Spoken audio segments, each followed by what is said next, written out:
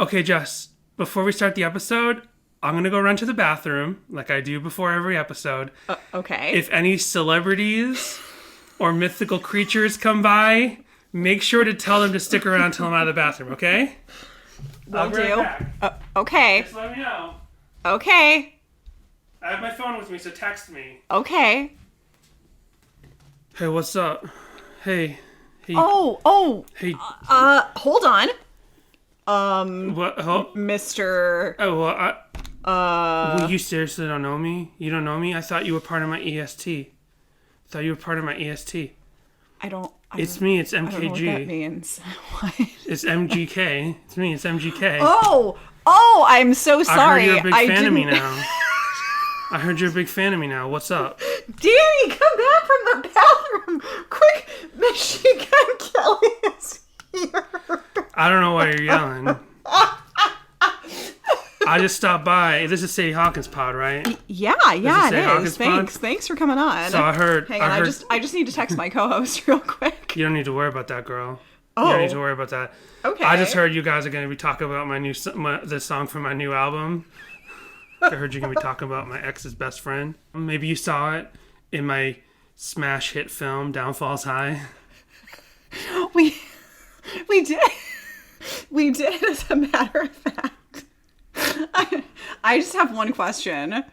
What's it like dating Megan Fox? Is she a skeevy in real life? You don't got to worry about that, girl. If it wasn't for him, I would still be searching. If it wasn't for him, I wouldn't know my best friend. If it wasn't for him, he would be able to see that if it wasn't for him, he'd be as happy as me. Hello, everyone, and welcome to Sadie Hawkins' pod. Why is there pink glitter everywhere? What did I miss? Danny, I called after you. I texted you. I run the sink when I'm in the bathroom so no one can hear anything. I know you texted me, but I had it on Do Not Disturb because I was ripping YouTube videos on my phone. I missed Machine Gun Kelly. Superstar. Gangster from the 1920s. I can't believe he's still alive. Is that what? I don't know. Anyway. That's correct. Yeah. I mean, that's not who showed up, but you were correct. Oh, okay. Did you ask him about Megan Fox? Is she as skeevy as she seems in real life? I asked, and he just said, you don't gotta worry about that girl. What? What did he say? What did you say? Let's not worry about that. You're taking the bit a little too far, Dan. I know. What if I broke up with you and then you went off to date Machine Gun Kelly and then we could sing this week's song about me being upset that you're with Machine Gun Kelly? I don't think that's what the song's about. I think it would be Machine Gun Kelly would be singing about you, hon. Oh, you're right. Yeah. He could never write a song as good as My Girl's Ex-Boyfriend. I mean, it's true. We did watch Downfalls High, and well, I enjoyed the music far more than I thought I was going to be so perfectly honest. I was just like, wow, these lyrics, not great. Right. Definitely have their audience. That's maybe not me, but I did weirdly enjoy the music. I was tapping my toes and Danny was like, what's going on? And then she just went to his website just to like learn a little bit more about him because she really had no idea about Machine Gun Kelly. I'm only vaguely familiar because of his connections to Blink-182 and I and kept Travis calling Barker. him Post Malone, so who's a different person, but Right. like in my mind they were the same person. But she was on the Machine Gun Kelly official website and she's like looking at the merch and I'm like, are you gonna buy Machine Gun Kelly merch? And she's No, like, it's just the way the website is laid out. Like you just go to machinegunkelly.com or whatever and like you scroll through and it's like a Squarespace page where it's just like the top's like, oh, here's some info, and then here pre-order my merch, and then here's some videos down here. Right. It's like, no, I'm not buying Machine Gun Kelly merch. Good. Well, he does have a song called My Ex's Best Friend, and it did come up this week in searches, coincidentally the same week that we watched his little movie, and I introduced you to his music, of which I was vaguely familiar. But anyway... Danny was so disgusted because after like a few minutes I was like, oh, he's kind of cute, and Danny was like, oh, what? And I'm like, but he's also like standing next to Travis Barker, who like 2005 Jessica thought was cute as well. So clearly I have a couple types, and one is that. Right. Whatever that is. It's just like me. Exactly. I'm exactly that type. Got a criminal record. Got tats. All the tats. Yeah. So here we go. We got... Here we go. I don't know. Yeah, you started... I started the speaker. We got a new speaker. experiment in terms of how we do this podcast, because in the past, I would play things on my phone and the lousy speaker built into the phone, and then we'd have to cut the audio in post. Well, now we have... Jessica bought me a Bluetooth speaker, and we put it right up underneath the microphone, so I'm hoping that we can actually talk over the music and not have to do all this post-editing, all this post-Malone editing. So, top of the show business. And we're a little off tonight because it's not tonight, it's this morning. Good morning, Jessica. Good morning. How are you? This is going to be I don't care. I'm just mentioning it. We're recording this the morning that it's coming out. We're gonna record this, and then you're gonna hear it, and it's gonna have been within minutes. Like, if you hear this the day it comes out, we're having breakfast right now. So anyway, we have voicemails from David Ketch. So that's our top of the show business. So I thought we were going to go on about Machine Gun Kelly, and I was going to tell you that Okay. during the Prohibition era of the 20s and 30s, Kelly worked as a bootlegger for himself as well as a colleague, and I must say he looks good for his age.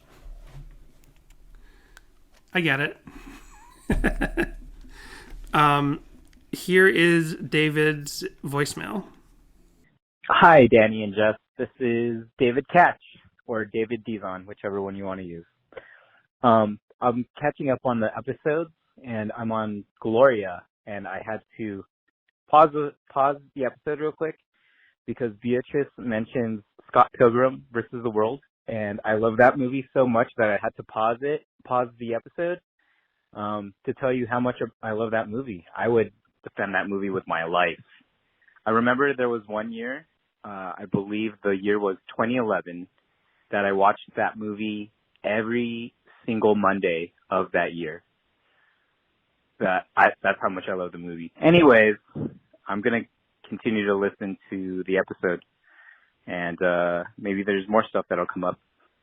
Oh, by the way, do you think, and you can put this on the podcast if you want to or leave it out, but do you think the part where that they're at Lee's Palace and Scott Pilgrim, played by Michael Cera, says, I have to pee on her, do you think that's a R. Kelly reference?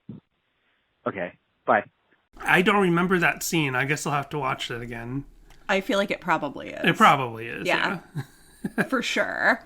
I'm wondering if David has had moments where he actually had to defend Scott Pilgrim strongly, because it seems like that's a pretty beloved movie. I mean, It's like a cult movie in which, like, maybe there are lots of people who don't know it. Sure. But, like, are there people who actively hate it? Like, I'm sure that I know the criticisms of what a bad character Scott Pilgrim is, both in the comic and in the movie, but that's kind of the point of those books. And so it's a matter of, and the movie, so it's kind of a matter of, do you understand that he's not, like, he's not really a sympathetic character? Mm-hmm. Kind of like the characters in Down Falls High. But there is a thing where it's like, you know, people know when a protagonist is not sympathetic if they're like a badass anti-hero, but if they're just a normal person that's presented to you like they're supposed to be sympathetic but they're actually not, that's sometimes part of the art, part of the story, part of the thing where you are presented with a character like Breaking Bad.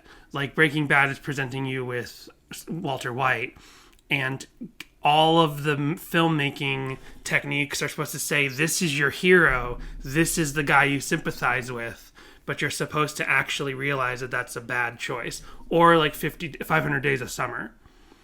Like 500 Days of Summer, he's actually not a reliable narrator to what's going on. And even Joseph Gordon-Levitt has said as much in recent Yeah. years. It's like he's not supposed to be a really likable character. He's the character you follow and are supposed to question the points of views that he has. So, Pretty sure you thought he was a really likable, relatable character. I'm pretty sure when we saw that movie, you did feel that way. no, I didn't say he was We saw that movie on our honeymoon, which talked was an about it. awkward time to watch that movie. We talked about it. But no, I didn't say I like that character. I just said that the scenes after he is broken up with are one of the most accurate depictions of what it's like to be broken up with, which is so apropos of the song we're talking about this week. I was just about to say that, you know, 500 Days of Summer is your, like, typical pop punk song, your typical, like, way of looking at females from the pop punk view. Yeah, like, she broke up with me, what a B-word. Exactly. And then you have My Girl's Ex-Boyfriend, which is a song that is about how blessed the singer feels to have this particular girl in his life. Right. Yeah, I guess I never. So I'm not crazy about this song. Like, I obviously understand that. You know, the thing is, we talk about this song once in a while because it relates in some ways to our actual story as a couple. Mm-hmm. But aside from that, like, it's a pretty cheesy song right off the bat. And speaking of David Ketch, like, he told us that this is his most hated song in a previous episode.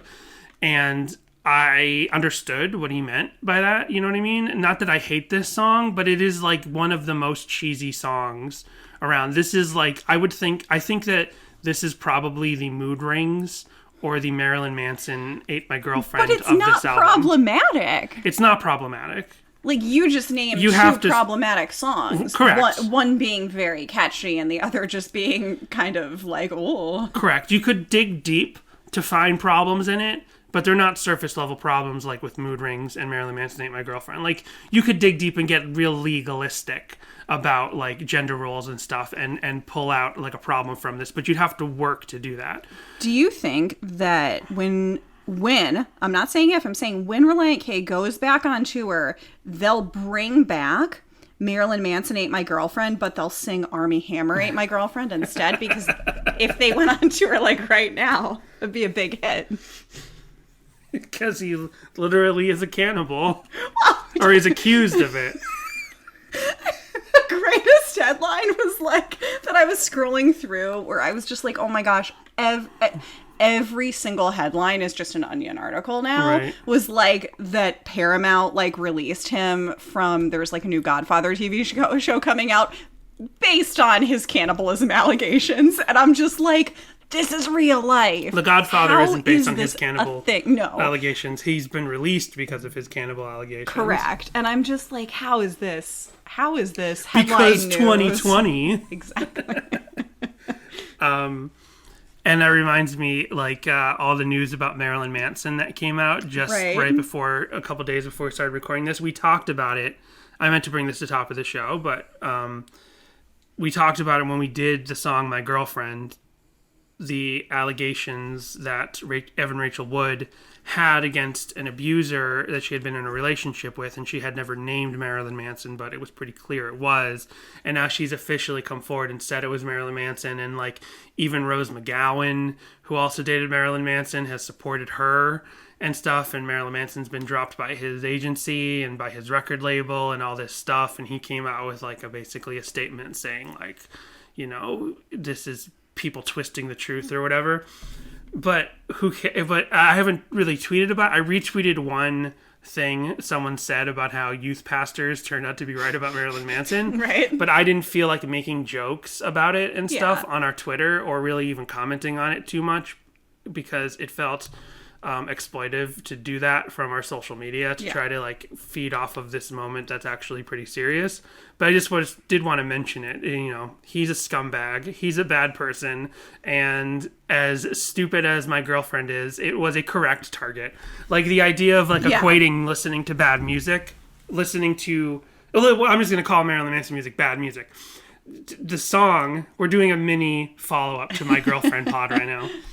The equivalency of saying she believes in sin because she listens to, you know, if you're music a that's- Christian, you believe in sin. Like, I feel like it's just if I you're... think we mentioned that. Yeah, then, if you're not a Christian, you're like, yeah, sin's not a thing. But equating that just because she listens to Marilyn Manson music, the character in the song, it means she believes in sin. Right. And equating that even if you listen to secular or music that is directly counter to Christian ideas, like attacks it, that somehow that makes you sinful and means you don't believe in God.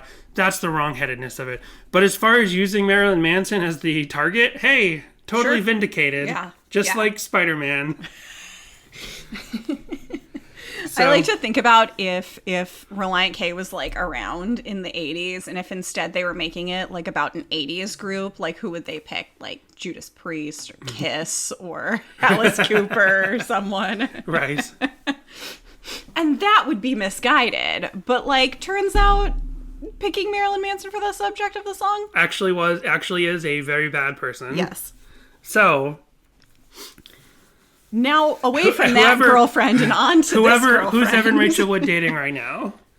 I don't know. Is she bisexual? She is. So whoever she's dating right now could sing this song about Marilyn Manson. There you go. For some reason, when I haven't listened to this song, My Girl's Ex-Boyfriend, if I haven't listened to it in a while, in my head, I cannot sing it without singing it to the tune of Rock Show by Blink-182, and I don't know why. You think it's just a similar cadence? I don't know. It's just a thing that my brain does. Huh. It's really weird. I don't know if this is... I don't think that this is like a pressing on Sum 41 thing. I don't think...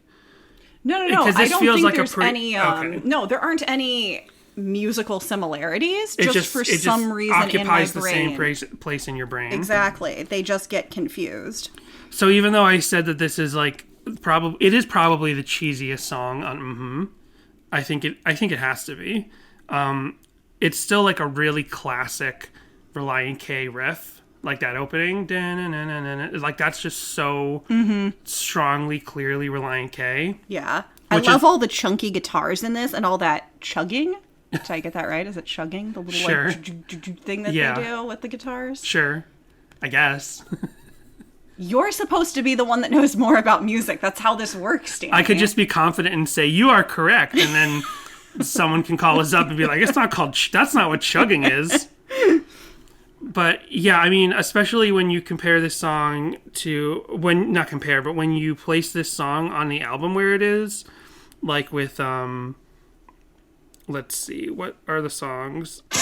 Whoa, sorry. Oh my goodness. I went to my music app to see what the songs are. So yeah, the worst thing than beating a dead horse is betting on one, and then that goes into my whoa, no. Danny.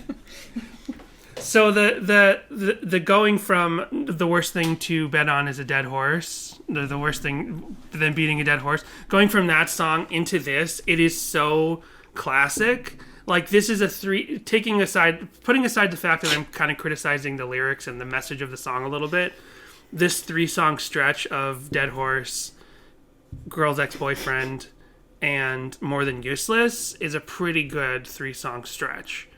Especially because like they all seem of a kind, but they're like they all kind of fit. They're all like Sure. clearly written in a similar vein and have that same type of they're that same type of Relient K song, but they all have a little different persona. And I would say like maybe My Girl's Ex-Boyfriend is the redheaded stepchild of the 3. I think that I'm so defensive of this song, and so this song to me is a beloved song because this was a massive teen Jessica jam. Like, riding around in my yellow bug, blasting Relient K on my way to youth group, dreaming of the day that a guy would be thinking about how he owed it all to my ex-boyfriend and all that other great teen angstiness. Right. So it holds a very special place in my heart because of that. Yeah. Yeah, and you So I'm got like, what are you that. talking about? Oh, I'm like, what are you talking about? It's not cheesy. This is a great song. No, it's still, I'm looking at it objectively. It's still cheesy. It's fun, and it's also sweet. You could pick it apart, but it's still cheesy. You know what I mean? I'm not trying to take away from. It's because it is exactly that. It's because it speaks so perfectly to like angsty teen relationships. That's what kind of makes it cheesy. The same way, even though it's a problem, that Mood Rings actually does speak. It doesn't. We talked about it in our Mood Rings episode. The song Mood Rings is most beloved by girls, the ones that the song is seemingly targeting. Right. They own it. Women, when you watch Mood Rings being performed live in the last 8 years, it is the women who are excited to hear it played and the ones singing along. And then the one video where Teeson's like, you guys are too excited to sing along to this song. So women own Mood Rings because they're like, yeah, we are emotional. Screw you. Like, we're emotional. We're taking it back. This is our song. Mood Rings is our song. So in a way, like teens and people in relationships that have, hurt them or roller coaster relationships, they can own this song, and it's perfectly understandable, especially when you think of teens in 2004, 2005 who would hear this song. And I didn't think of it this way, like you said, but to say that this is kind of an inversion of a common pop punk theme, I didn't think of it that way, but it is, because there are so many songs about, like, why did she break up with me? She's an idiot. I'm going to prove her wrong. How do you like me now? All that kind of stuff. Why'd you put me in the friend zone? Why'd you put me in the friend zone? But to instead say, like, I'm in a happy relationship and that guy messed up, you could almost picture it as, like, he's actually saying that guy over there is the lead singer of another band and he actually broke her heart, and he was an unreliable narrator like Joseph Gordon-Levitt from 500 Days of Summer, and maybe he sees it that the girl broke his heart over there, but actually he kind of like drove her away. Who knows? Like, there's all kinds of stuff. There's a lot going on in the song. It's still, like, on its surface, a very cheesy song in a good way, like a 50s pop hit. It's still a cheesy song. Okay. You know what I mean? Accept that. Yeah. It's so interesting that they wrote, dare I say, like a tender song, and a song that in its own way uplifts women at the same year that they wrote the complex infrastructure known as the female mind. Patreon.com/Sadie Hawkins pod. Because wow. That's so funny. Yeah, man, we're in the last, you guys are missing it if you're not on our Patreon. We're in the last quarter of the book, and that's where it really becomes a problem. Yeah. That's where it's really, like, because now the book, and I'm not saying Relient K, but I'm saying the book, is telling girls how to be. Because before it was just like the absolute worst mid-2000s way. I don't think we talk about the book enough in front of the paywall, but the most of the book is just like, here's all the girl types. It's talking about stereotypes of high school life. And in a way that's kind of fun and cheesy and silly. Like there's the rocker chick, and I always say rocker chick, but it's rock chick. There's the rock chick, and there's the band geek, and there's all these types of girls, and the homecoming queen, all these types of girls. Then you get a whole chapter explaining these stereotypes of high school American teenage life. Kind of fun and dumb in a way. But then we got to this chapter that's literally 4 pages of girls, be nice to guys. Girls, be appreciative of them when they don't want to have sex with you. And it's like, but at the same time, it would go back and forth. It'd be like, come up and start a conversation with us, but don't start too many conversations with us. We don't want to feel smothered. Yeah, and I'm like, there's no winning. There's absolutely no winning. It's like, hey, sometimes a guy likes to be asked out, but only during that time when he wants to be asked out, and the rest of the time let him do it. But when am I supposed to know when that is Relient K? When am I supposed to know? We know Relient K didn't write the book. But it's funny that both of those things came out in the same year. So back to this song, one lyric I always had trouble with was, when she and I settle down, you can bet that he's gonna have to settle for less. Yeah. I had no clue he was saying settle for less. I thought it was something about being under house arrest, or he was gonna be a mess. Like, I could never discern. I could never discern that lyric. It's funny that's the lyric.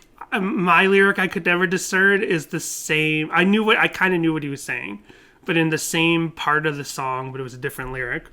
It's when he goes, that he's gonna have to settle for less. I've always sworn, and I know he wasn't saying it, but I thought he was saying, fatty is gonna have to settle for less. Like, I know he's not. I know he. I Again, figured. Danny, this isn't complex infrastructure known as the female mind. We leave the body, the non-body positivity over there. Okay. But he's also he's talking about the ex-boyfriend, not the girls in the book who should all be ashamed because they don't know how to deal with a guy. Right. And heaven forbid you have red hair. Right. But yeah, I knew he wasn't saying fatty is going to have to settle for less, but in my head I was like, it kind of sounds like he's saying it, so it's funny. It's like that MXPX lyric where he's saying sitting in my car drinking from a flask. I know that's what he's saying, but it still sounds to me like he's saying Satan in a car drinking from a flask. That's a great lyric, though. Like, I wish it was that one. It sounds like some hot rod culture art. Yeah. You know what I mean? Yeah. Oh, man. Speaking of hot rod culture art and tattoos and things of the like, is there a way to search internet archives for the embarrassing posts that the teens of 2004 and 2005 like myself really hope went away? I think like, so. I can only imagine how, if MySpace was still active as the former MySpace, the like treasure trove of cringe we could find with every Mmhmm song. I think so. That's actually a good idea. Now that I think about it, well, first of all, I know that the official Relient K page, for some reason, was not captured by the Internet Archive, and it really stinks. Like, you can't go back and look at Relient K's website at all. I don't know if something about, like, the web server that they use blocked it or what, but when you type in RelientK.com, it's, like, no results across every decade, so it sucks. But I remember the X-Files files, the podcast where Kumail Nanjiani went through every episode of the X-Files, and he actually like didn't get that far before he got really famous with The Big Sick, and then he's doing Marvel movies and stuff now, so he stopped doing the podcast like after a year or two. But part of their every episode was he would go through old chat boards. Somehow could find actual chat boards from the 90s.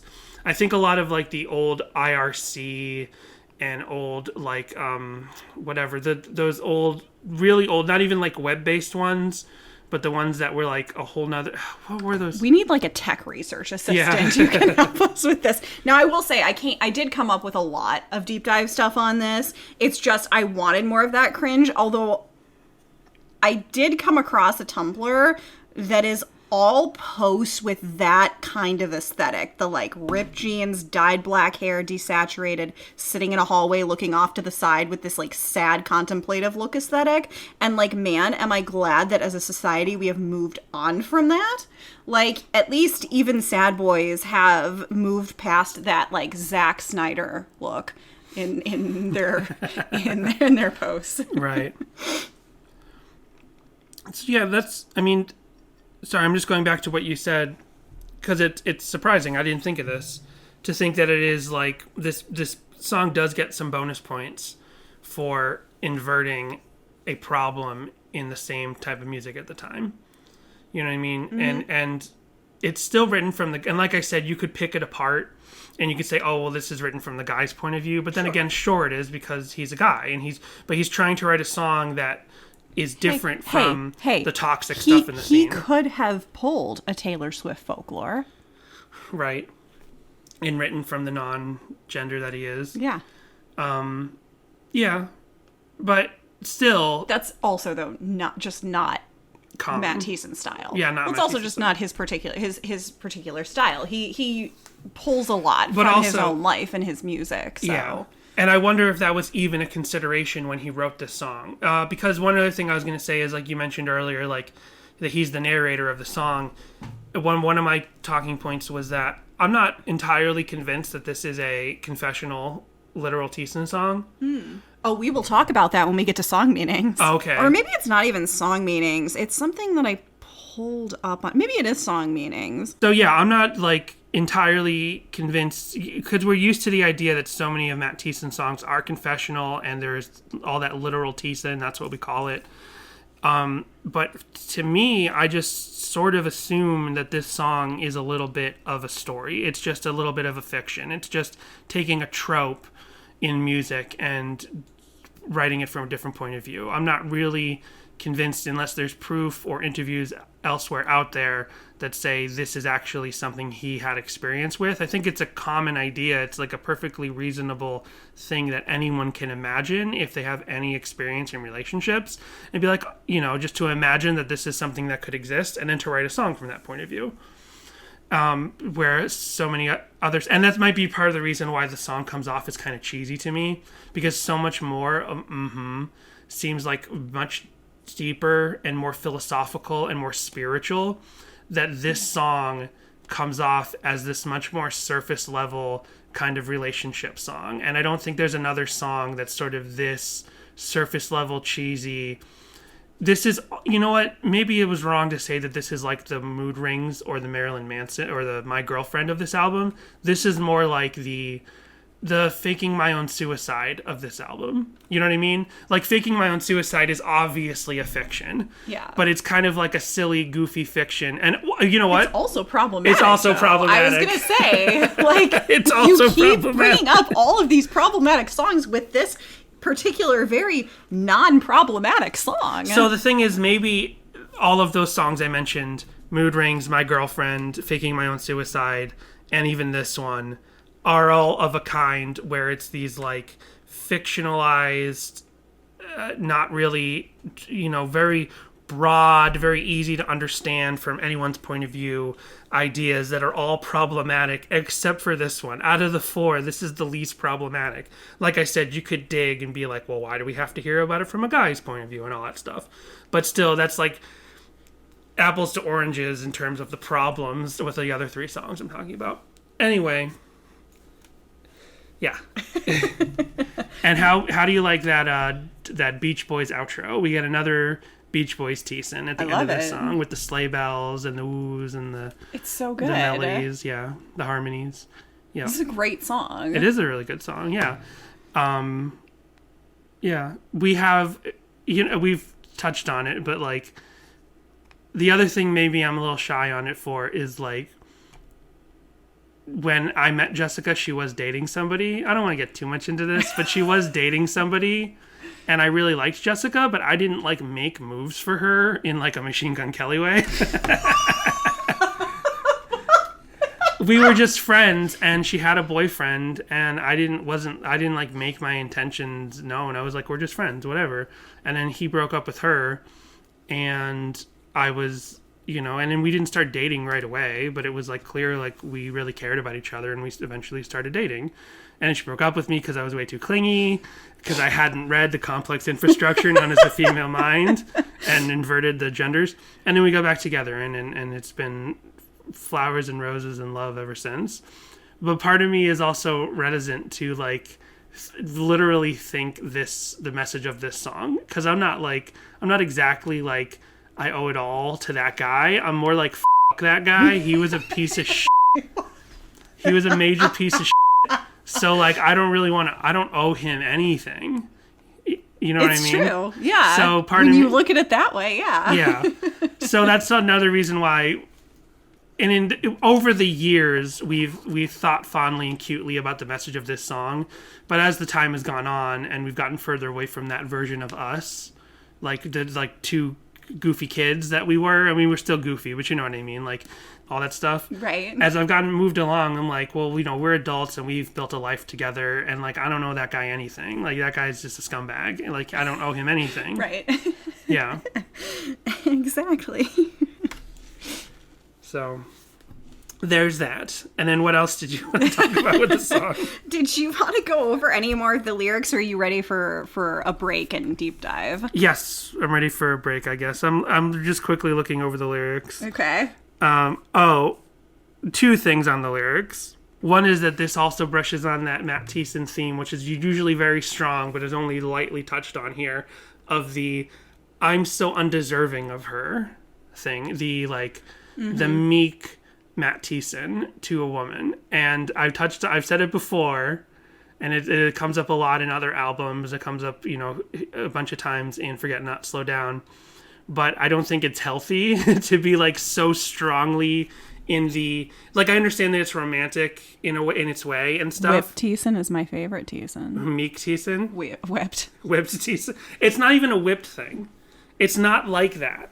But the meekness of like, or not even meekness, because that still comes off as a little too like male rights. That's not what I'm trying to touch on. It's like the self-flagellation, the insulting yourself because you think it boosts the love that you have. The like saying, I'm unworthy, I'm scum, I'm nothing. Why do you even love me? You know what came up? I just thought Magnified Pod just started their 3rd season.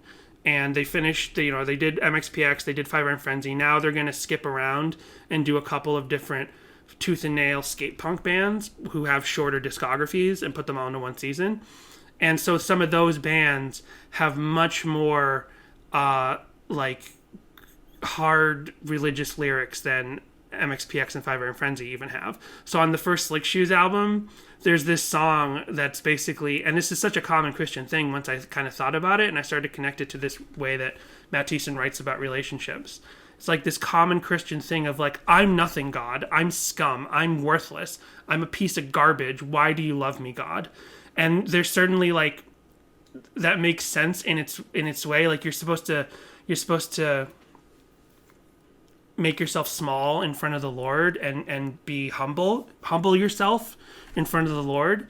But when Magnified Pod talked about it, I'm like, yeah, there's this unhealthiness of where you think you're making yourself humble in front of God, but you're just attacking yourself. Right. And you're purposely trying to think of yourself as worthless and scum and why does God love you?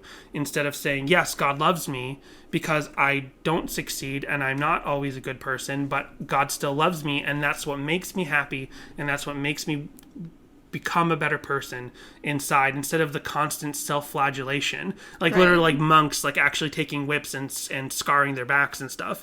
So there's a similar thing here that I hear, and this can go in all ways in relationships. You can go with guys to girls and girls to guys and guys to guys and girls, whatever, like making you thinking that you are worthless because the person you're in a relationship is so much better than you. It's not fair to anyone involved. It's not fair to yourself, because if you need to love yourself for others to love you, it's not fair to the other person who loves you, because if you're constantly putting yourself down, then that person who loves you is like, why do you do that? Because I love you, and it's like you're looking me in the face and saying your love is stupid because I'm worthless, and it makes the person who loves you feel like they're wasting their time. So love is supposed to make everyone feel loved and not feel degraded. Now, it's not that heavy in this song.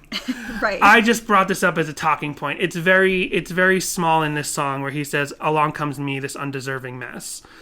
Not a big deal. It comes up, it's a lot harder theme in other Relient K songs, but I just wanted to touch on it again in this song because especially because I thought of it with the Magnified Pod Slick Shoes connection.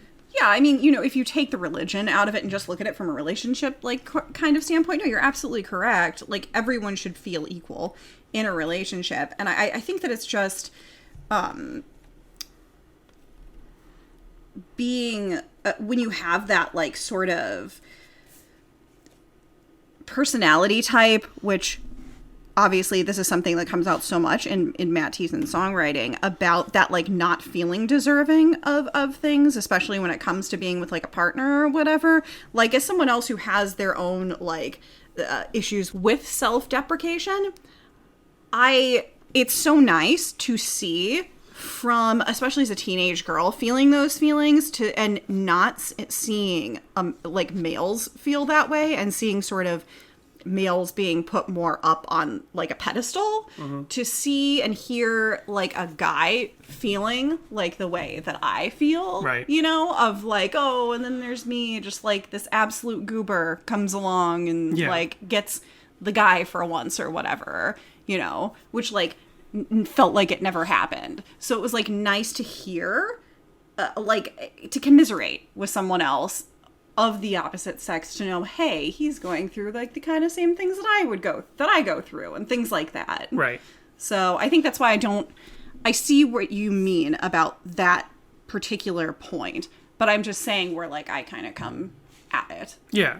And the thing is, like, I say all this from knowing it myself. Like, I felt this. I felt unlovable. You know what I mean? So I'm not saying this like I've somehow got it all straightened out.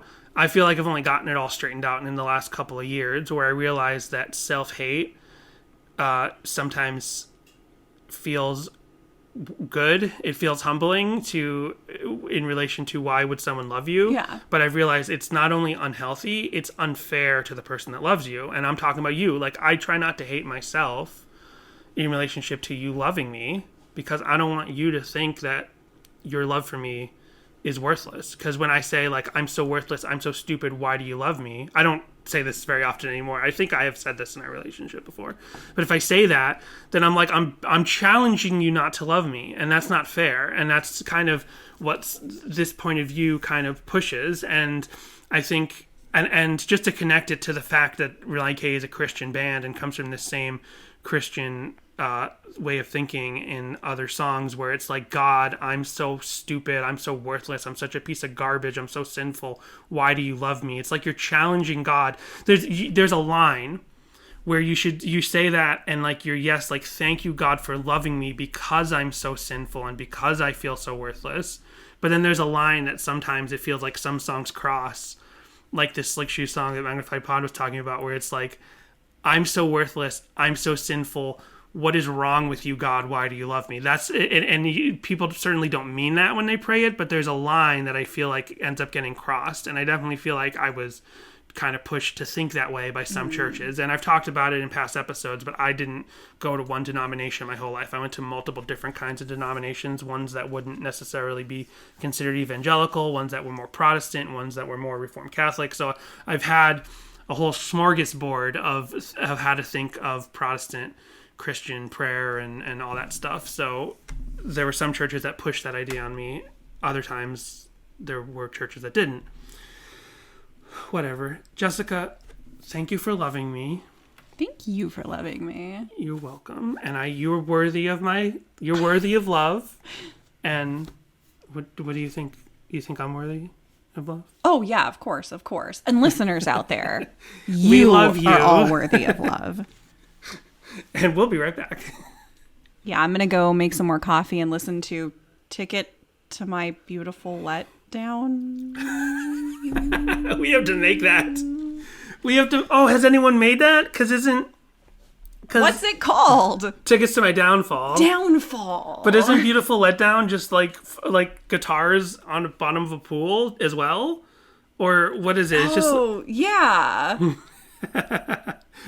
We'll look into this and we'll be right back. If you enjoy Sadie Hawkins Pod, please rate and review us on Apple Podcasts and interact with the show by calling our voicemail line 402-95-SADIE. You can send an email to sadiehawkinspod@gmail.com and visit our Instagram and Twitter, which are both at Sadie Hawkins Pod. You can also visit sadiehawkinspod.com for the link to our TeePublic store for shirts, mugs, and stickers, including 2 brand new designs. Following in the history of all of Relient K's logo parody merch, we have a Chick-fil-A parody design. And to prove to everyone that we are in fact the most punk rock podcast, we have a new Black Flag logo parody. You know, something that's original and that we could really call our own for once.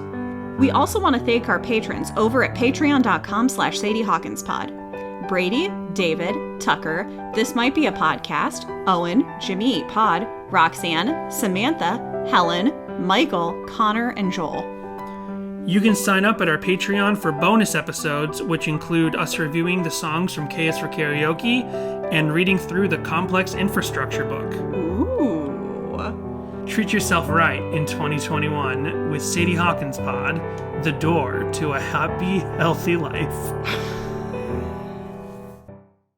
And we're back. So there was a lot of, is she still hung up on her ex, and like how to tell if he's talking to his ex relationship articles and quizzes that popped up. Okay. In this search. But we do have some song meanings.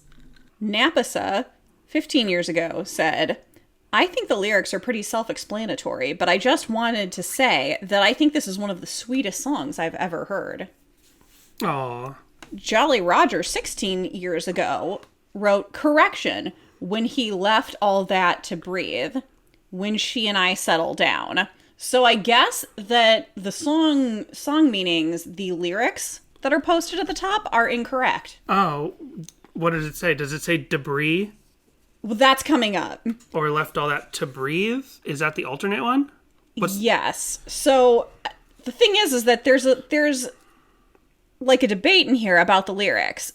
The lyrics are in the book. Right. This isn't air for free. Yeah. Whoever put this on song meanings could have just taken the lyrics right from the booklet. So JCar2A 16 years ago, in a general comment, wrote, 2 years ago, when he left all that debris, who would have known he would leave everything I need?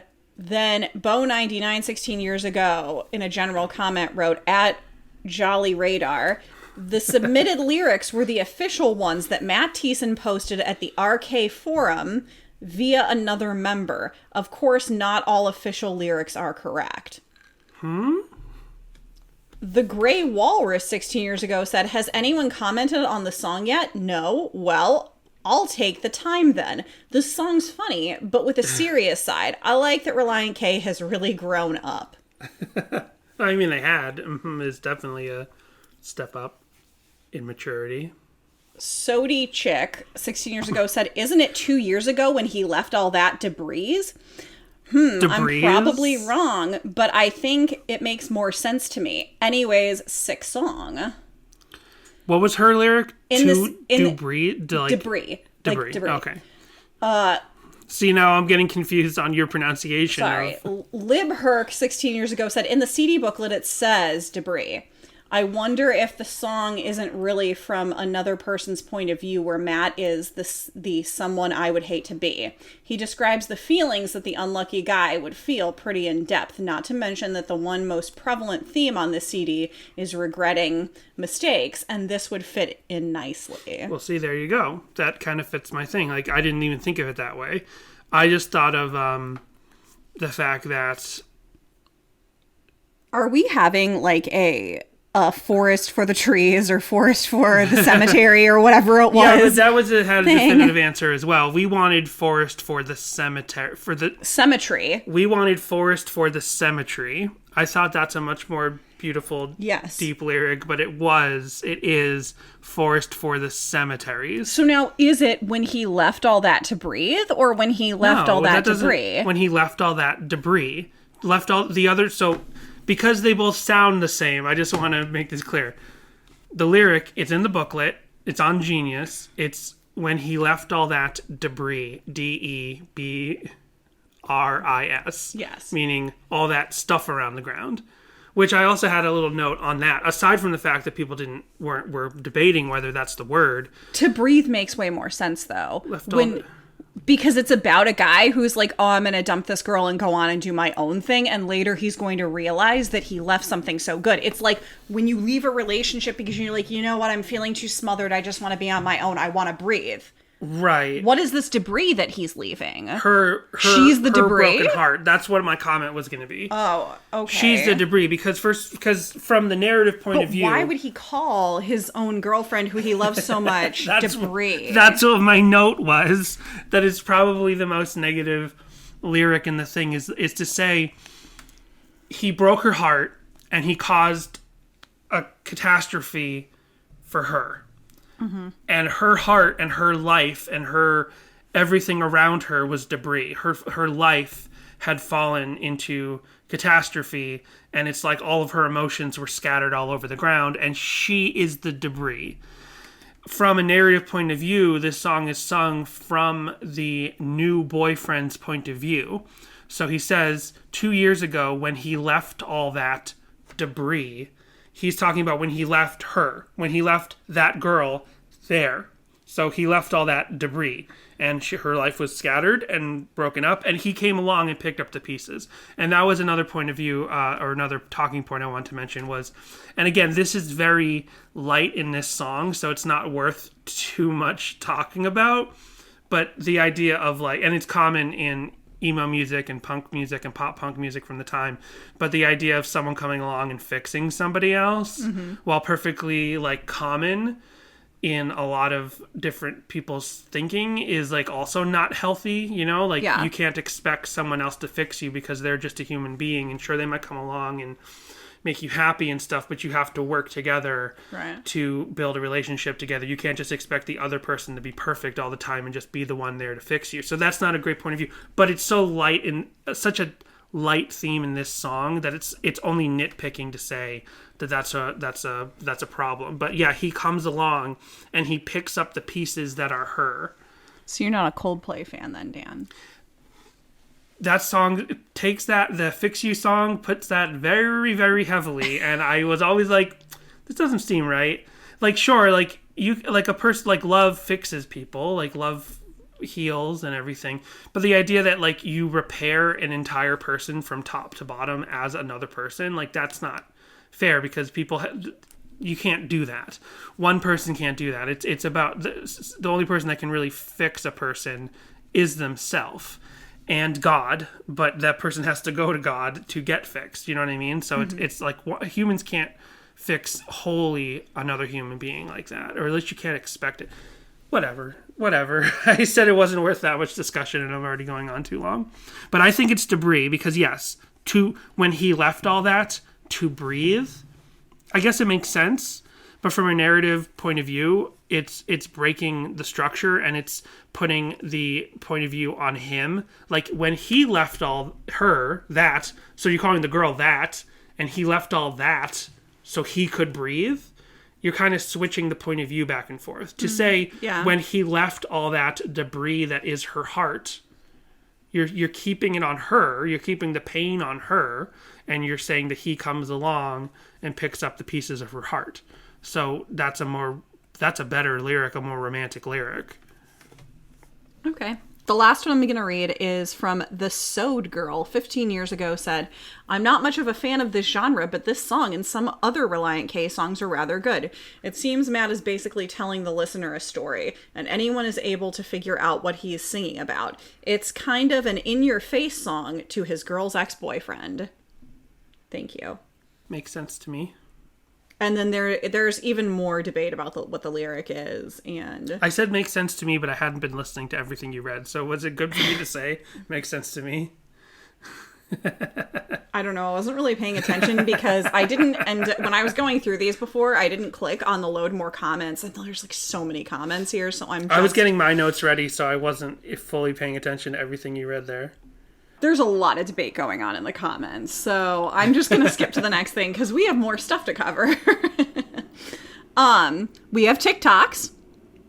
Oh, of course we do. Before you get to the TikToks, massive song on YouTube. Not a lot of covers. Not any covers really to speak of at all. Like one or two, not like well-produced covers. But hundreds and hundreds and hundreds and hundreds of shipping videos. Every fandom you can think of that was popular in like 2009 when people started, I know the album's from 2004, but I'm just saying in 2009 when people really started. YouTube is really taking off. YouTube's taking off, and people know how to rip footage from shows and know how to like use iMovie. Right. So you got Wizards of Waverly Place, you got Gilmore Girls, you got tons of Twilight, you got lots of Harry Potter.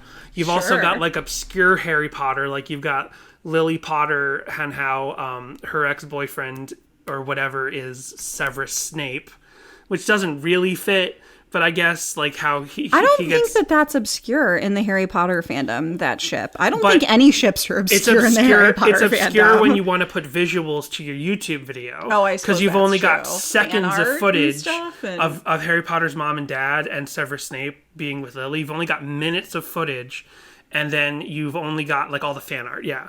But so many, and like tons and tons of animes, tons of Naruto and all kinds of animes that I've never heard of. And I only saved one I didn't save any of them.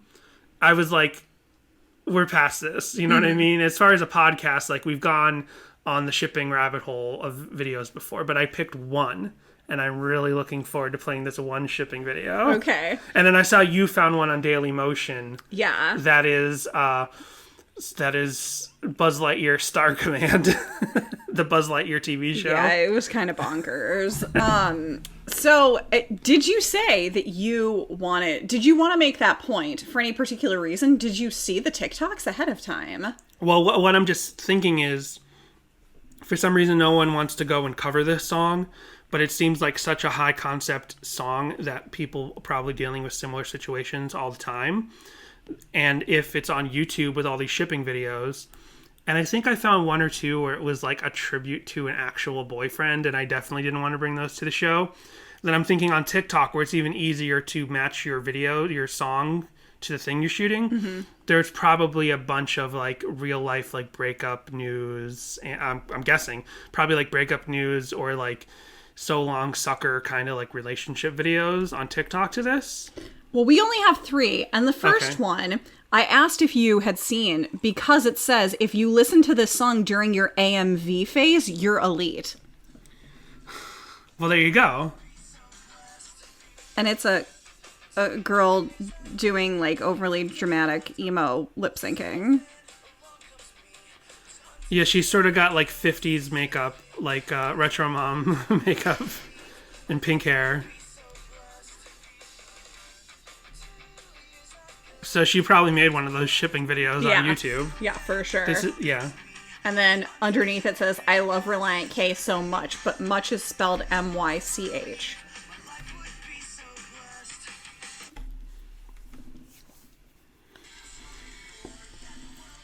Then we have a couple with the guy singing to the girl while the girl holds the phone camera up and they're just sort of lip syncing the song Yeah. while they lay on the couch. Everyone's got big, comfortable couches. I want a big, comfortable couch. Our couch is comfortable, but it's not like an all-day couch. Yeah, whatever. I don't want to share too much about our couch. See, and I want to go with a mid-century modern. She wants to get even more uncomfortable. Exactly. It's just meant for sitting and eating teas and crumpets. And then we have a catching up girl with people. sitting in her car, headbanging, lip-syncing along to the song. And they replied to someone's comment, 24 smiley face, smiley face.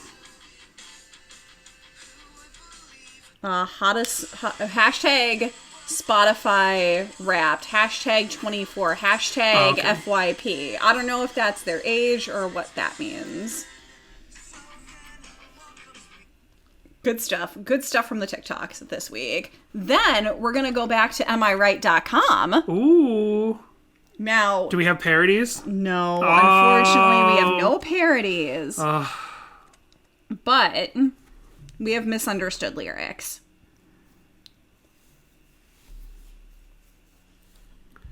Oh, Danny, did you submit to this site for this song? Because the misheard lyrics, when she and I settle down, you can bet Fatty is gonna have to settle for less. No, you know, on here. You know that the only thing I put to amiright.com is that Real Big Fish parody. Do I know that? Do I know that? Yeah, that was probably the best moment we ever had on this podcast. I don't know why we still go on. But downhill from there. Yeah, so I'm sure lots of people have heard it that same way. Fatty is gonna have to settle for less. It makes me think of Morrissey. He sings about Fatty. Also, Bad Manners.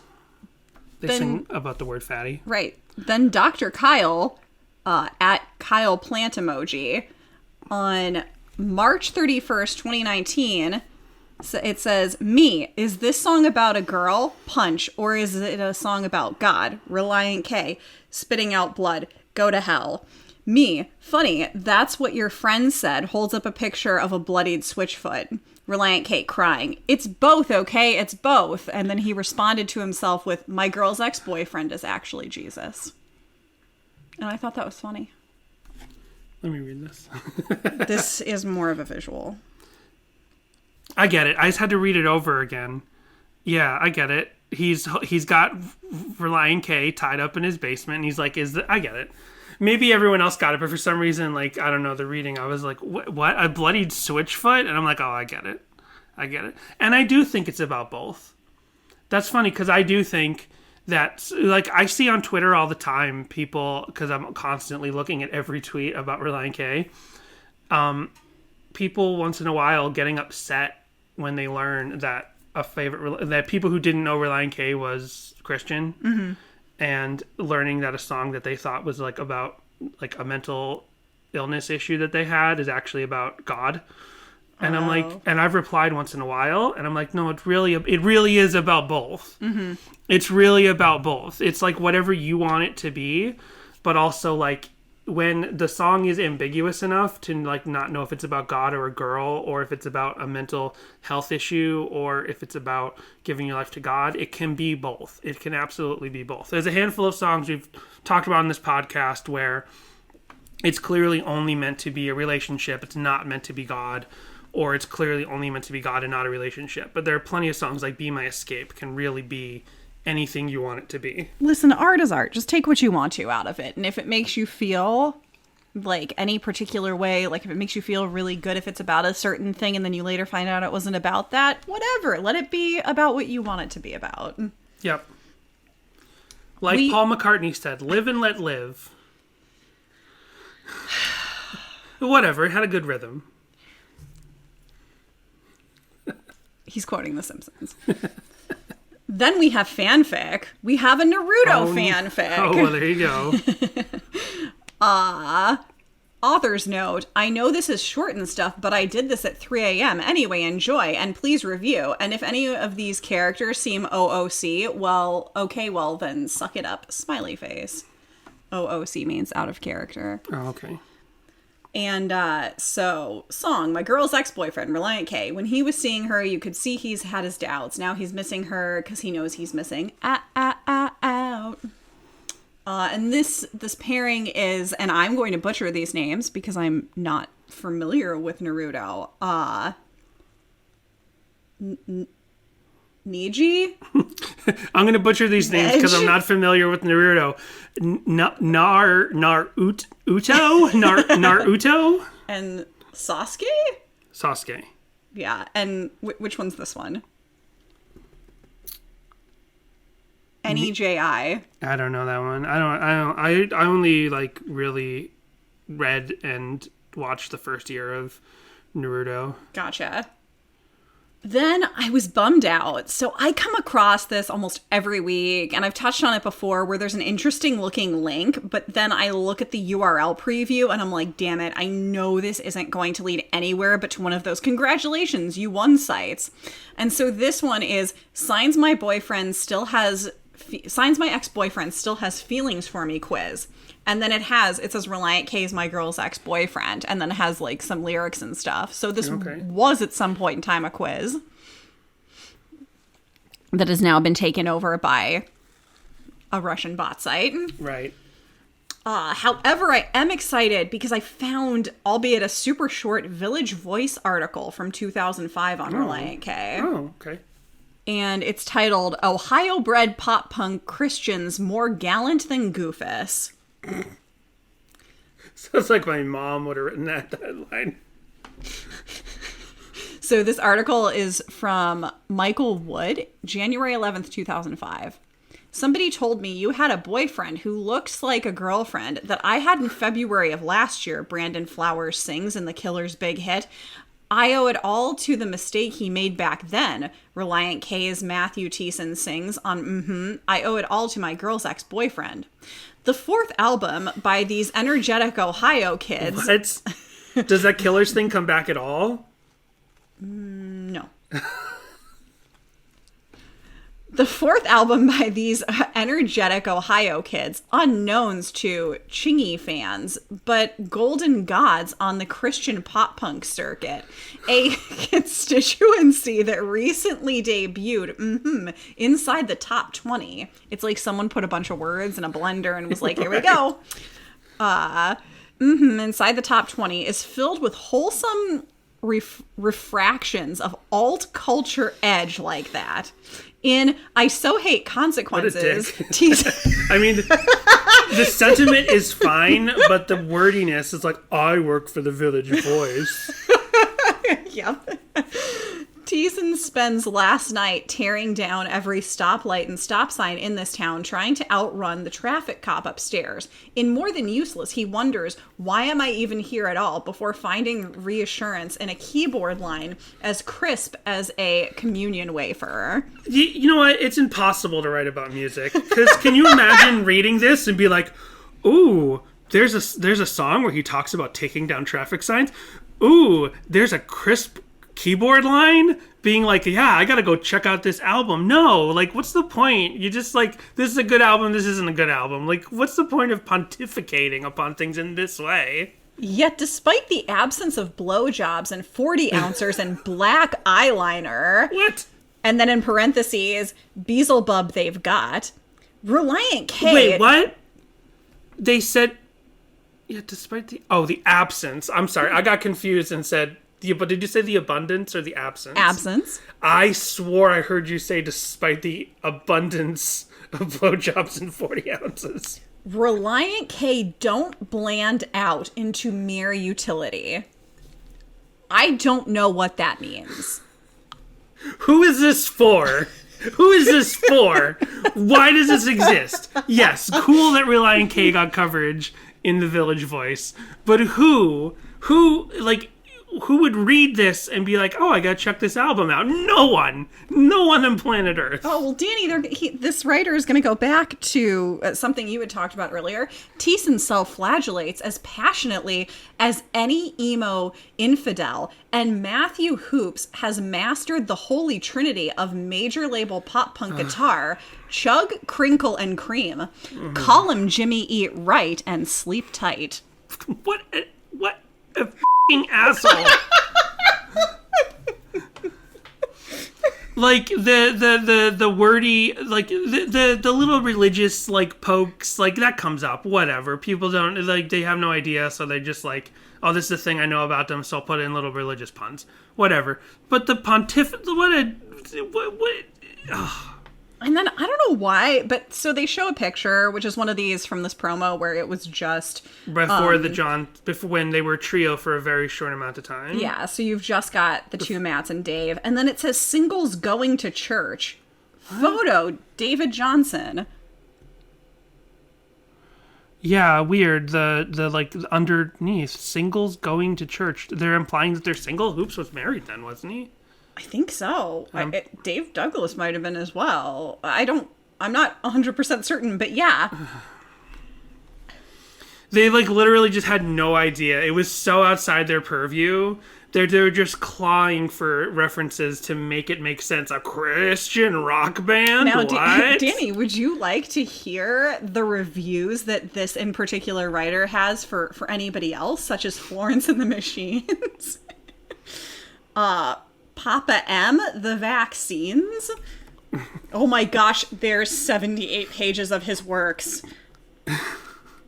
His review of the vaccines, like, you shouldn't get this. It's not proven yet. There might be too many side effects.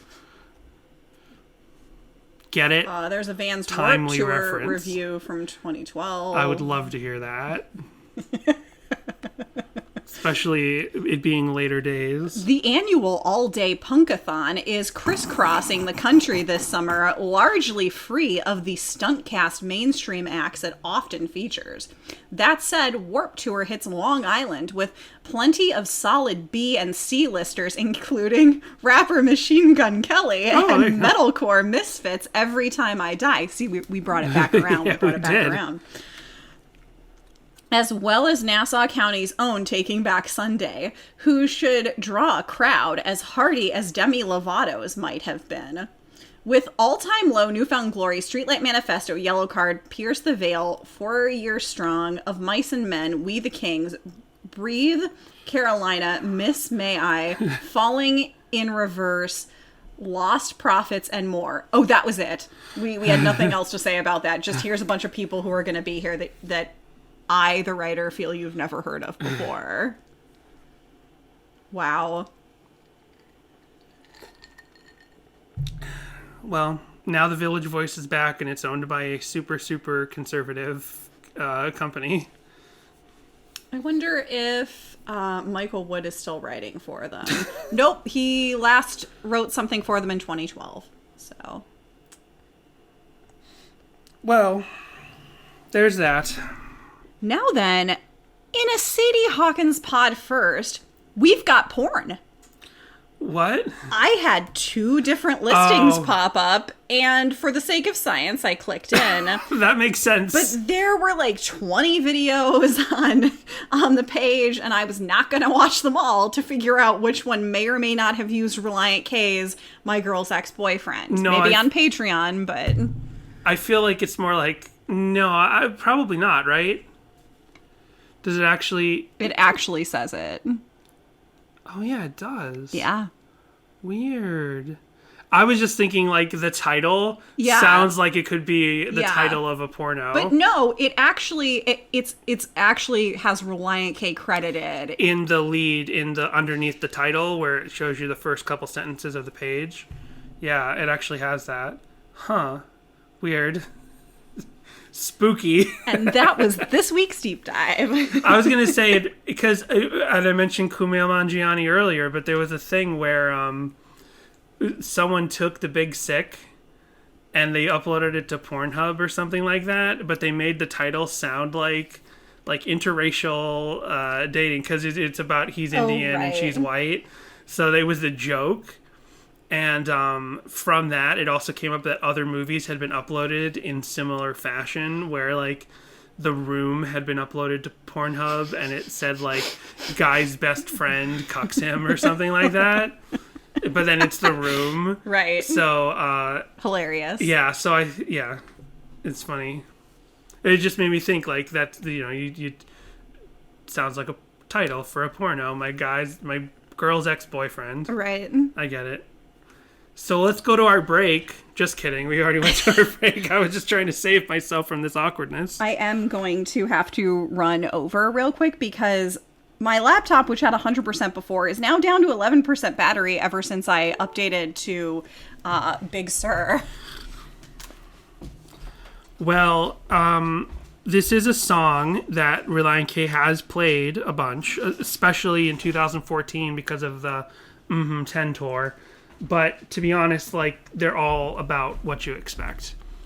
You know what I mean? Yeah. Like, there's nothing too shocking. I didn't find, like, any videos from the time of this being played. It seems like it was mostly just played because of Mmhmm 10.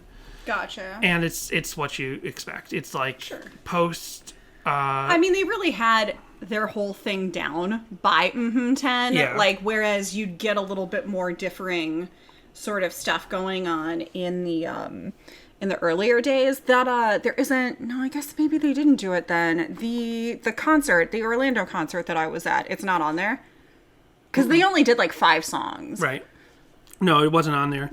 But it's like you have a post collapsible lung, forget not slow down voiced Thiessen singing this song, and it's, I don't know, it's what you can expect.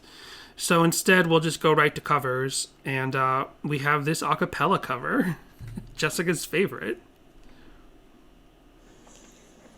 This is uploaded by the Illinois Tech a cappella 10 years ago. Uploaded My Girl's Ex-Boyfriend by Relient K. The Tectonics. The band specifically is called the Tectonics. Yeah, I get it. T-E-C-H, Yeah, like technology, because they're a technical institute. Ready? get it. When he was seeing her, you could see he had his doubts. And now he's missing her because he knows he's missing her. Now it's haunting him. The memories like a ghost. Jessica's really enjoying this. He's so terrified 'cause no one else sees. I want to take a picture. Jessica looks so disgusted. He's the guy that you should feel sorry for. He had the world, but he thought that he wanted more. I owe it all to the mistake he made back then. I owe it Jessica's all rubbing to her his eyes. ex-boyfriend. So then along comes me, this undeserving mess. What do you think of that? I love our new setup where we can actually play the songs and talk about them at the same time. If it wasn't for him, I wouldn't know my best friend. If it wasn't for him, he would be able to. Jessica just made a face like she ate a lemon. Oh, look, they're rocking out. Wait. That if it wasn't for him, he'd be as happy as me. They all start rocking out and dancing at the same time. And I think I hear the crowd laughing. When she and I settle down, you can bet Fatty is gonna have to settle. Fatty is going to have to settle for less. What do you think? She just does not want to talk about this. No comment. No comment at all. You're just gonna stonewall me until we move on. You want to listen to the whole thing from beginning to end? Maybe it's just because you heard little pieces of it. God, I hate acapella. It's just like, is there anything dorkier? I mean, Well, maybe this is not really a cappella, but this is just a vocal cover uploaded by Anon Voice, like anonymous voice. And it is a black screen with just audio. okay. And he's going to do a cover. It sounds like a male voice. He's going to do a cover of My Girl's Ex-Boyfriend by Relient K, spelled with an A. Now it's haunting him. The memory's like a ghost. And he's so terrified because no one else even comes close. He's the guy that you should feel sorry for. He had the world and he thought that he wanted more. I owe it all to the mistake he made back then. I owe it all to my girl's ex-boyfriend. So then along comes me, this undeserving mess. Who would believe? It's so intimate. It is. It's like a nice little shower cover. It's almost like an ASMR thing if you just got it a little lower. Well, here's an actual ASMR cover. This one's by a girl. This is another vocal cover. This is Megan Sierra Thompson. Megan with an H. Ceara Thompson. 9 years ago, uploaded this cover. The song I'm gonna do is called My Girl's Ex-Boyfriend by Relient K. This is a cover. I really like this song, but it's not to any individual at all. So, yeah. And Then she fumbles with her computer for a second, or her whatever she's playing the song on, and she's going to sing along with the song. when he was seeing her, see he had his stars. Now he's missing out, who's he missing out? Oh, it's haunting her. Memories Jessica's mesmerized. That might be the most cursed thing you've ever played. Because she's like just chilling and just like she's not even like putting anything into it. Just like, you know, you're just sitting around singing along to a song. And she's like wearing a visor or something. She looks like, what's her name, Lily Reinhardt or something like that from Riverdale, the girl who plays Betty on Riverdale. And it's just like, you used to have this. It's kind of a visor that's kind of like a cotton, almost corduroy like material. Yeah. You used to have a hat like this. This is a very mid 2000s. it was a rip curl, soft emo look. Okay, it was a rip curl, like it was part beanie, part like cap. Okay. Oh my gosh, I like have a yeah, that's picture it. of like 2005 Jessica wearing that and like a Simpsons t-shirt. I should really find that. Okay. And like flashing a cool MySpace gang sign, you know, like because I'm so hardcore. Well, while you go look for that, here is the Piano Dreamers cover. Wait 1 second, Piano Dreamers. Well, this is where it's been uploaded as the Piano Tribute Players, but in the Coverbot way, it's uploaded as multiple band names. This is essentially the Piano Dreamers and their piano tribute of My Girl's Ex-Boyfriend.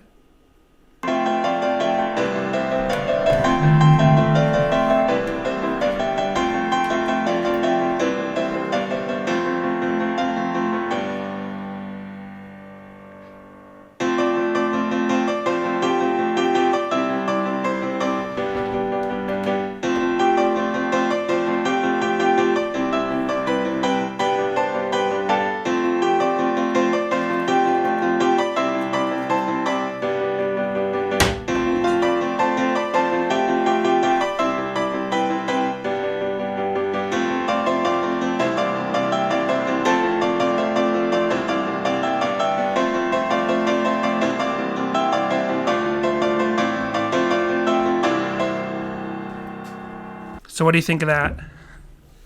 Beautiful. Should we have played that at our wedding? Yes. Absolutely. And then the last one for covers, and then we just have a few fan videos. This is the Sparrow Sleeps. Nice. So in case you're, if you're not sleeping at night, like we talked about last week, sleeping, then you can put on Sparrow Sleeps is My Girl's Ex-Boyfriend.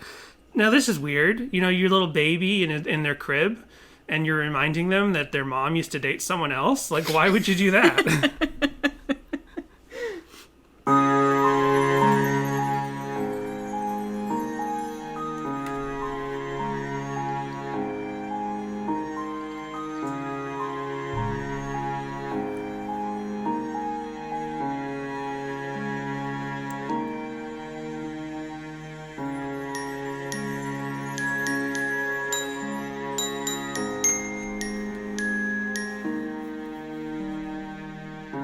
What do you think? I think we got the gist of it.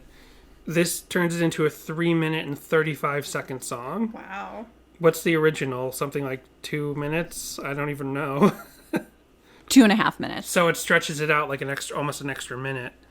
Yeah, more than an extra minute. So that is covers, and now we can go on to 2 amazing. You know, there's a couple of things I found, but I just really want to focus on these 2. So I found more Maple Story MVs. I found another, remember Warrior Cats, that book series that we found? Oh, yeah. And someone had done a lightly animated video tribute to that. Well, I found one where it's just a slideshow of Warrior Cat artwork along with this song. I found this one stick figure animation because stick figure animations are such a common Relient K fan thing on YouTube. This is uploaded by Shrimpy39, but it's only 11 seconds, and I don't know if this is just like an animation test for them. So here's all that happens. We'll watch it first, and then we'll describe what happened. What? What?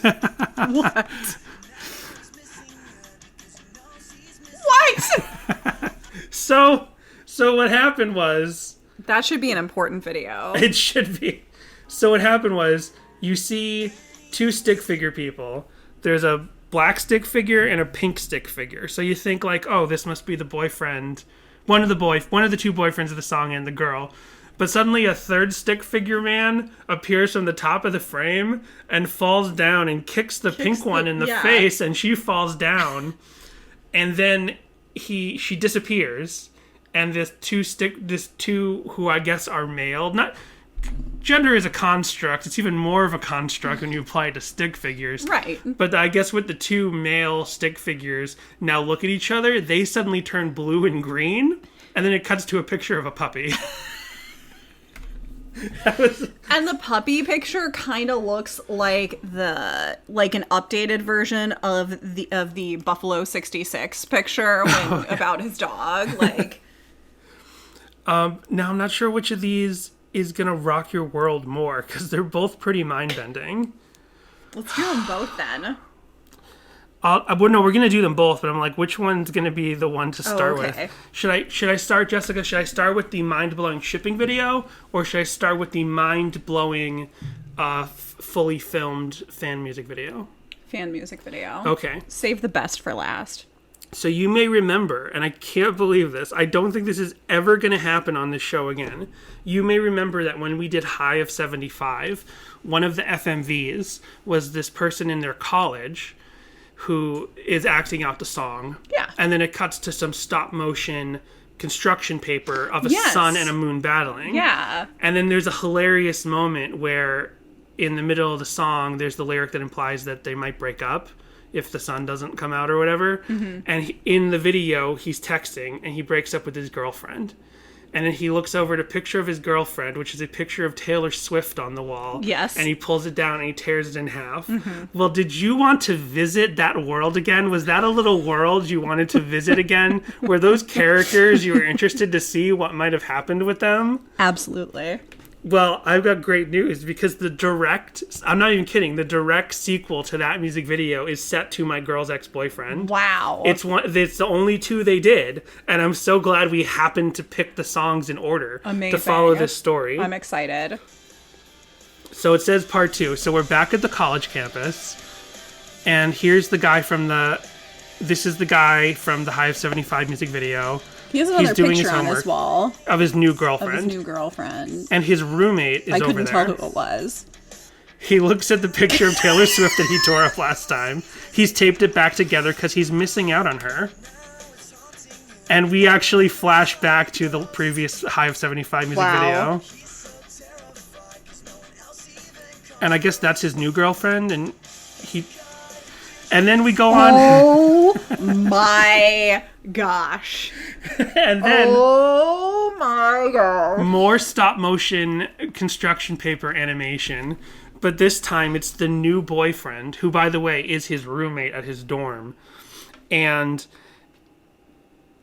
Oh, no. We're not even seeing that yet. I'm sorry. I spoiled it. I spoiled it. You skipped ahead. We saw in this construction paper cutout, they're in they were in wedding attire a minute ago. Well, what they did was they took the construction paper, but then they took what I'm assuming are model pictures, like stock model pictures, and cut out the bodies and then put the heads of the characters on, so their own heads from the people who made this video, as well as the celebrities Taylor Swift that is playing the girl, and also this other girl who I can't tell who the new replacement girl is supposed to be.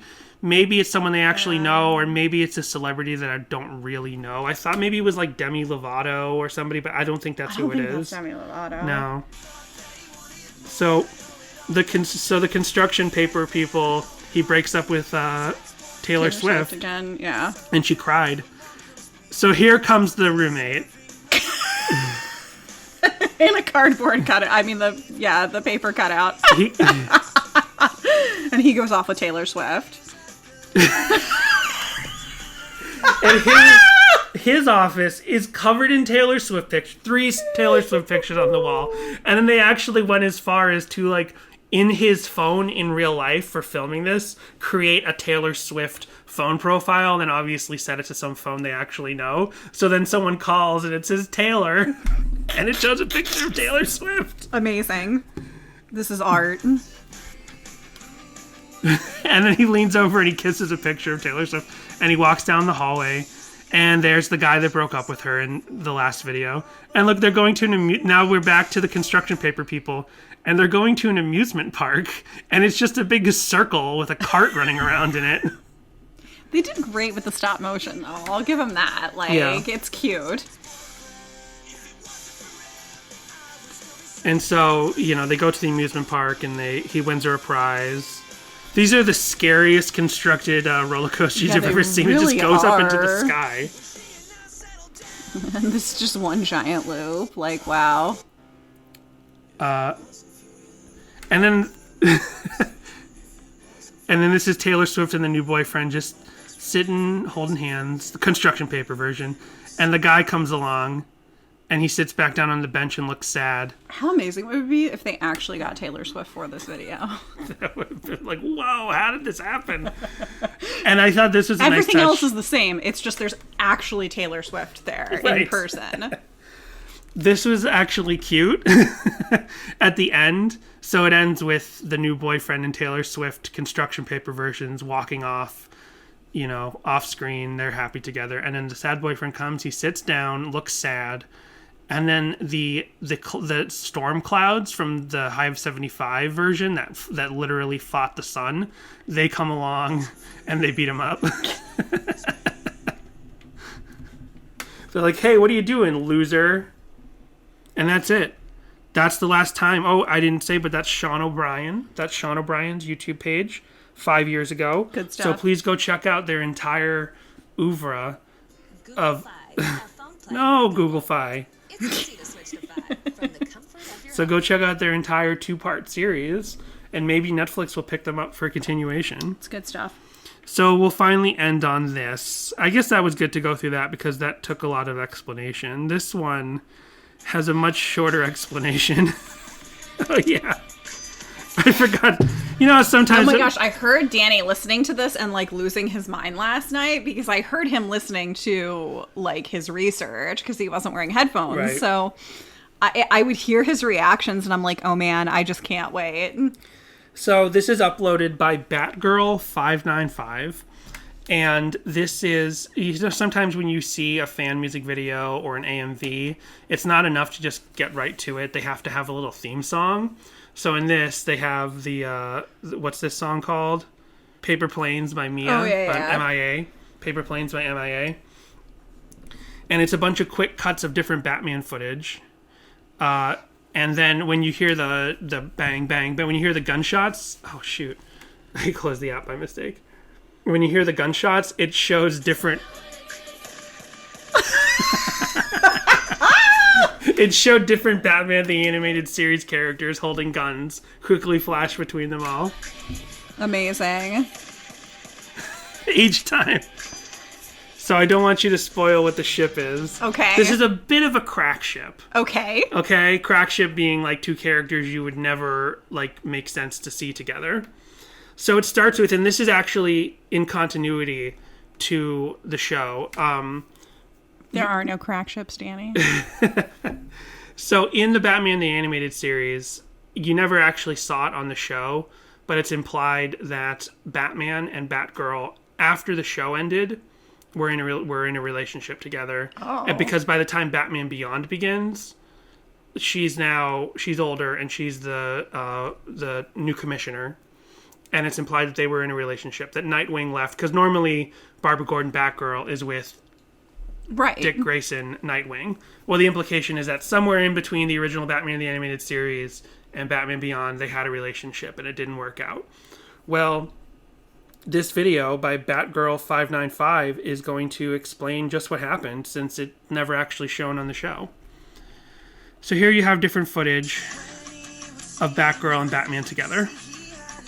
And you see Batman, Bruce Wayne, with doubts on his face. And now Batman's sad, emo Batman, because he knows he's missing out. And there's footage of them on vacation. This is actually a shot from Batman Beyond when he's looking at old files of his old girlfriends. And there he is with Barbara. And Bruce Wayne looks upset because he knows that he's lost out on being with Batgirl. Right. And who came along... And now Catwoman is the one that he thought he wanted more. So it shows footage of him with... Sure. It shows pictures of him with Catwoman. That's who he thought that he wanted more. Yeah.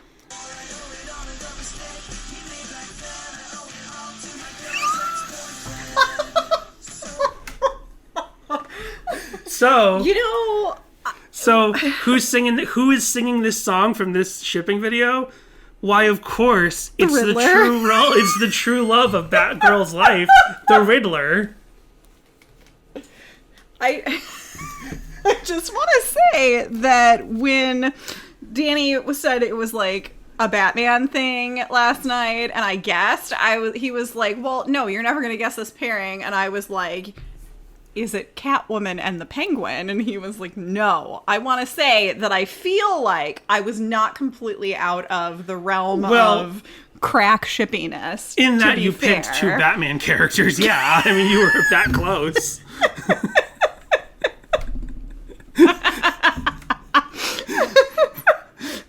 This is the same level of crack as that, though, I feel. Yeah, and this is so funny because the Riddler is only in like 4 episodes of the entire like 100-episode run of Batman the Animated Series. Wow. So they have limit, and Batgirl's in a little bit more than that. She's probably in a couple dozen episodes. So Riddler's sad because he's an undeserving mess. And now he's happy because he knows he's going to start dating Batgirl pretty soon. And here's Batgirl and Batman fighting and looking upset at each other.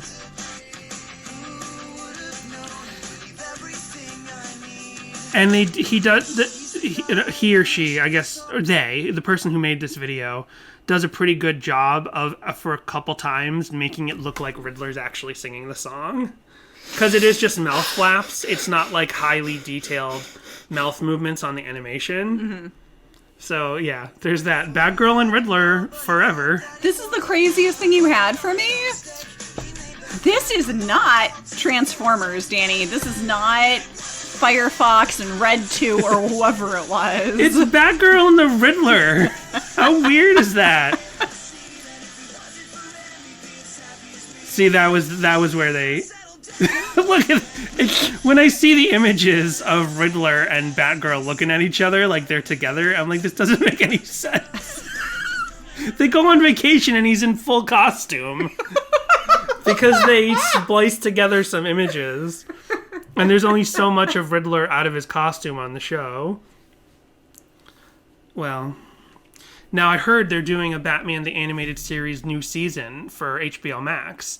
Do you think that they'll finally acknowledge what we all want to see, which is Batgirl with the Riddler? Absolutely. Yeah, they better. It's what the people want. Exactly.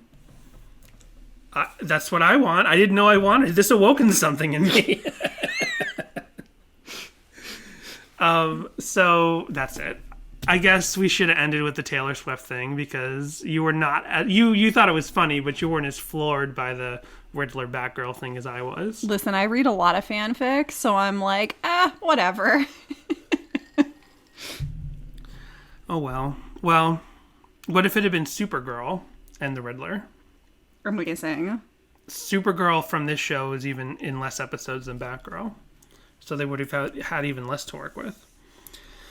Well, that's my ex-boy's boyfriend. Oh, we didn't even listen to you've heard the song, right? That was also on my list, but to listen to I have heard my girl's ex-boyfriend. No, the Machine Gun Kelly song, My Ex's. Yeah, it was in The Downfall's High. The Downfall's High. Yeah, there's more details in that song. Like, they kissed in New York in an elevator, and this is weird because you know my ex. Except in Downfall High, spoiler warning, it's not going to be that awkward. She's dead. I think the implication in the actual song is she's still around. Wow. Like, I knew it was coming because I had it spoiled for me by Punko's Pod. Punko's Pod. Danny put on an episode, their Huey Lewis episode, the other day, and so I knew it was coming, and then when it actually happened, I was like, oh my gosh, we just cut to like cell phone footage from a car and then had a bunch of sound effects go off. Really? That's how we're doing this? It was like the Ed Woodiest way to do it. It's like, what? Really? This is the choice? Yeah. Okay. Well, Jessica, do you like this song better, the same, or less than when we started? I like this song, I guess the same. I dug it then. I dig it now. I'm sort of the same, leaning towards a little less, just because I looked at the lyrics a little closer, and right. Like I said, there's nothing as problematic as a Mood Rings or Faking My Own Suicide, but I looked at it and I'm like, it's still cheesy. It's still a cheesy song in a good way, in a way that's meant to speak to pseudo emo teenagers of the mid 2000s. But yeah, it is a cheesy song, and I'll just say the same, but it just edges out from liking it a little less. So that's Relient K, the band. Thanks for listening, and stay safe out there. Stay safe out there, and all you ex-boyfriends, watch out, because I'm coming to get you. Oh, goodness.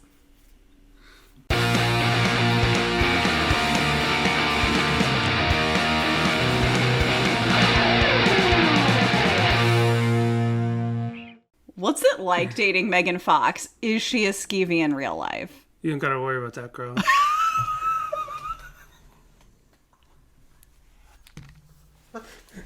Okay, can I hear that back? What the